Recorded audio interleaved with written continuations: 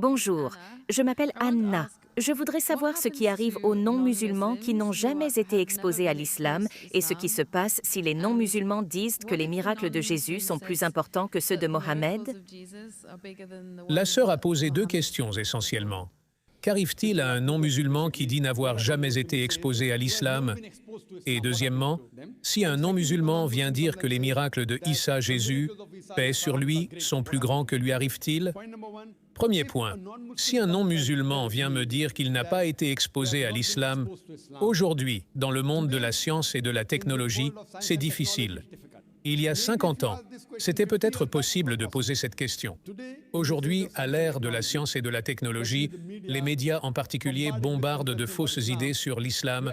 Vous êtes exposé à l'islam, peut-être au mauvais islam, peut-être au pseudo-islam, que les musulmans sont des terroristes, que les musulmanes sont fondamentalistes, que l'islam est une religion de meurtre, qu'il dégrade les femmes, qu'il les soumet. Ils sont peut-être exposés à l'islam, mais au mauvais islam.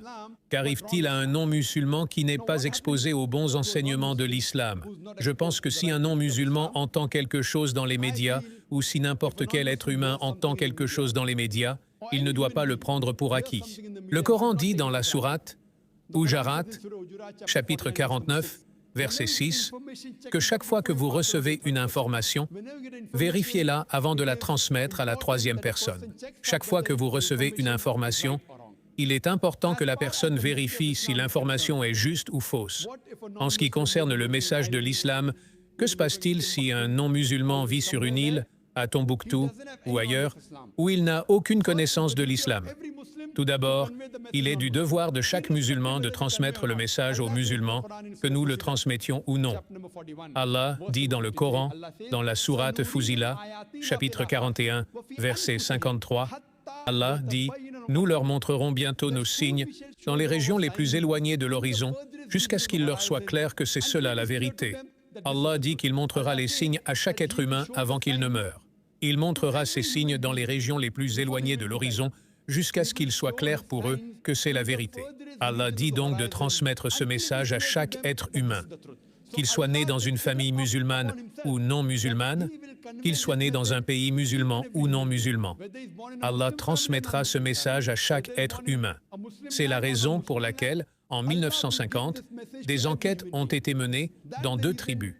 Ces deux tribus, les Kapoku et les aborigènes d'Australie, n'ont été en contact avec la civilisation moderne qu'en 1950.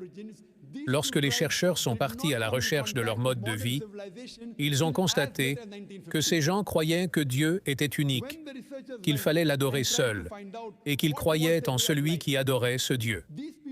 L'islam n'était rien d'autre qu'un nom. Ainsi, lorsque l'être humain ne subit aucune influence extérieure, il soumet sa volonté à Dieu. C'est la raison pour laquelle notre bien-aimé prophète Muhammad sallallahu alayhi wa sallam a dit « Chaque enfant naît dans la religion innée, il naît en tant que musulman. » Notre bien-aimé prophète sallallahu alayhi wa sallam a dit que chaque enfant naît musulman. Musulman signifie une personne qui soumet sa volonté à Dieu. Plus tard, cette personne peut être influencée par ses parents, par ses professeurs, par ses aînés. Elle peut commencer à adorer le feu, elle peut commencer à adorer les idoles, et elle peut alors dévier vers la mauvaise tribu. C'est pourquoi, lorsqu'un non-musulman accepte l'islam, le terme le plus approprié est celui de retour. Il était musulman, il est né musulman, il s'est converti à une mauvaise religion. Il revient à la foi originelle qu'est l'islam. Le mot juste est donc retour. Pour en venir à votre question, chaque enfant, si vous prenez 3 enfants, un né d'un chrétien, un né d'un juif, un né d'un hindou, isolez complètement ces 3 enfants de toute influence extérieure.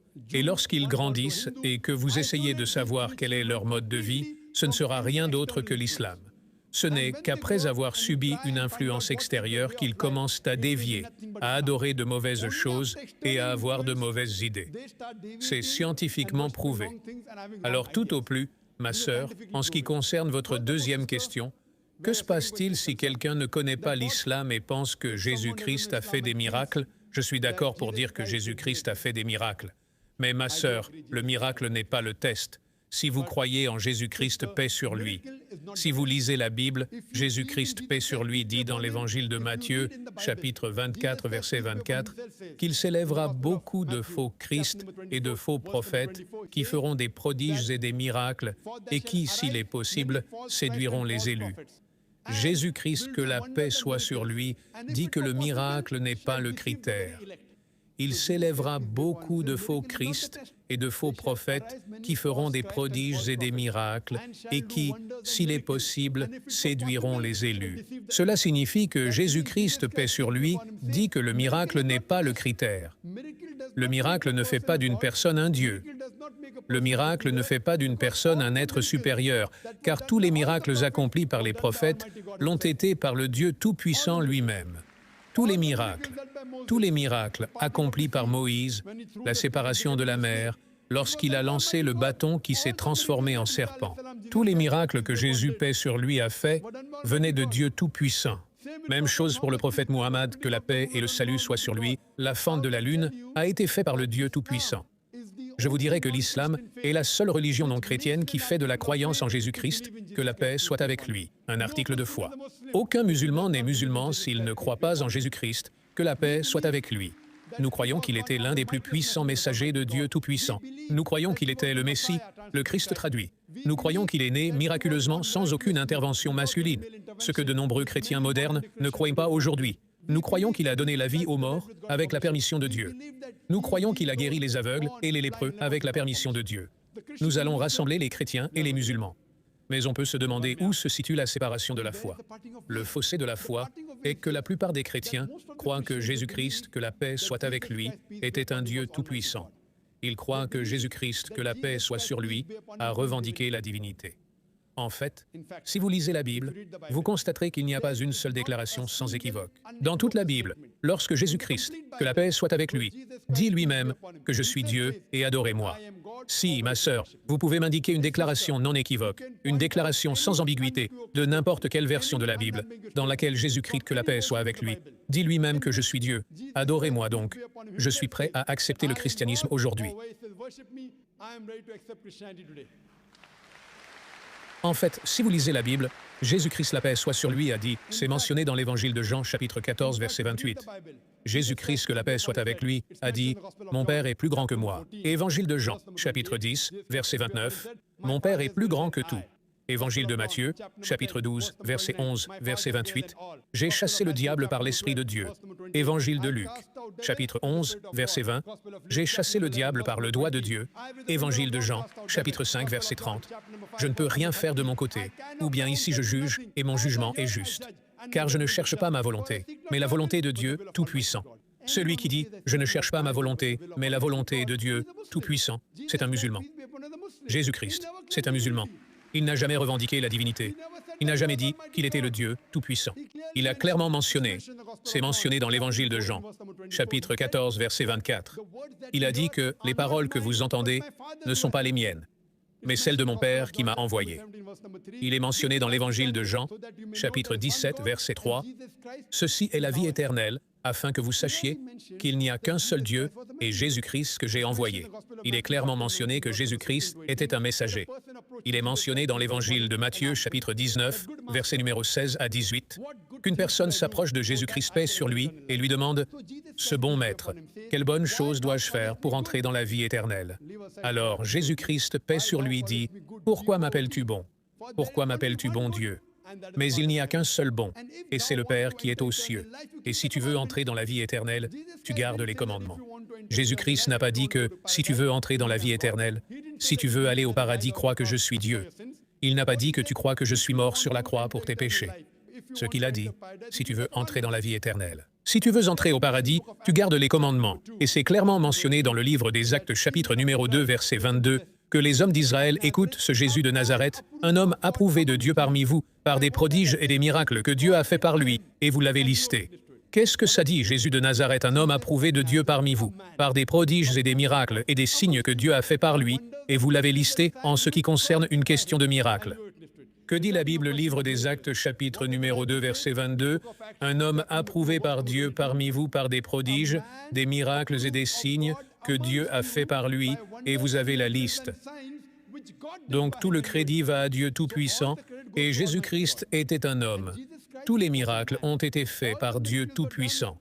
Donc tous les miracles, tous les messagers ont fait ce qui a été fait par Dieu Tout-Puissant. Ils sont venus pour témoigner.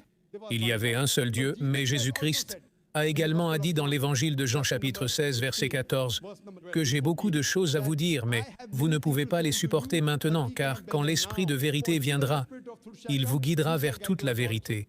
Il ne parlera pas de lui-même, tout ce qu'il dira ici, il me glorifiera. Cette prophétie n'est prophétisée par personne d'autre que le dernier et ultime messager, prophète Mohammed, que la paix et le salut soient sur lui. Donc, si vous êtes un vrai chrétien, vous devez croire au dernier et ultime messager, le prophète Mohammed, que la paix et le salut soient sur lui. J'espère avoir répondu à la question.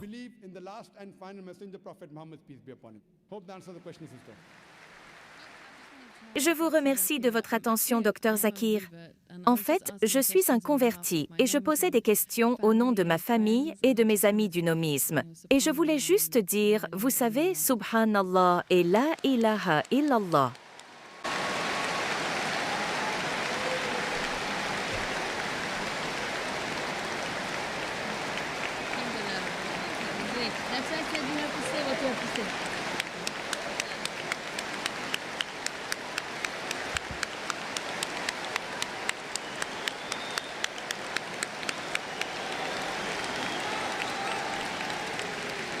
Bienvenue dans la religion de la paix, ma sœur. Qu'Allah subhanahu wa ta'ala te récompense et t'accorde le paradis, et qu'Allah subhanahu wa ta'ala vous guide. Et si vous avez des questions, ma sœur, concernant l'aide à apporter aux autres membres de votre famille, pour qu'ils reviennent à la bonne foi, pour vous récompenser, n'hésitez pas à poser des questions, ma sœur. Et si vous avez des éclaircissements, n'hésitez pas à les demander. Il y a de nombreux centres de Dawa ici à Dubaï. Il y a beaucoup d'organisations de sœurs. Vous pouvez les contacter, Inch'Allah, si vous avez des questions. Et maintenant, si vous avez des questions concernant la façon de convaincre les autres membres de votre famille, n'hésitez pas à les poser des questions, ma sœur.